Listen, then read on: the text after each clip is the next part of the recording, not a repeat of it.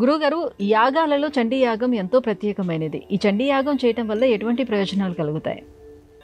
ప్రతిరోజు తలపెట్టిన ప్రతి కార్యక్రమము విఘ్నమవుతున్న నేపథ్యంలో ఏం చెయ్యాలో తెలియక సతమతమవుతున్న వ్యక్తులు చండీ హోమం చేయగలిగితే సత్వరమే సమస్యకు పరిష్కారం లభించి కార్యక్రమం సక్రమంగా నెరవేరుతుంది. ఇక వృత్తి ఉద్యోగాలలో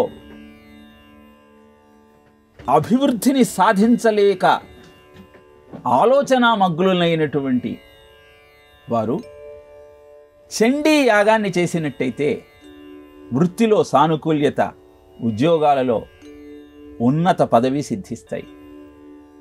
వ్యాపారం సరిగా సాగక నష్టాలలో కొనసాగుతున్నటువంటి జీవితాన్ని సక్రమంగా మార్చుకోవాలి అంటే, లాభాలు గడించాలి అంటే చండీ యాగానికి మించినటువంటి సాధన మరొకటి లేదు.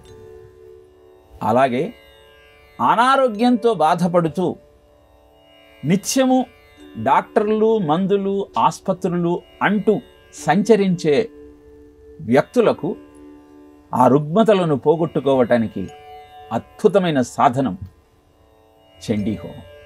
ముఖ్యంగా ఈ దేవీ నవరాత్రులలో మహాచండీ అవతారాన్ని అర్చిస్తున్న సమయంలో చండీ సప్తశతి పారాయణ చేస్తూ ఈ యాగాన్ని నిర్వహించగలిగితే అద్భుతమైన ప్రయోజనం నెరవేరుతుంది. పరిపాలకులు కూడా చండీ హోమాన్ని చేసి విజయాన్ని సాధించిన దృష్టాంతాలు అనేకం మనకు కనపడుతూ ఉన్నాయి. కనుక వృత్తి వ్యాపారాలలో అభివృద్ధిని సాధించటానికి, దీర్ఘకాలిక రోగాలను పోగొట్టుకోవటానికి, అడ్డంకులనన్నింటినీ పరిష్కరించుకొని అభివృద్ధిని సాధించటానికి చండీ యాగము అద్భుతమైన సాధన.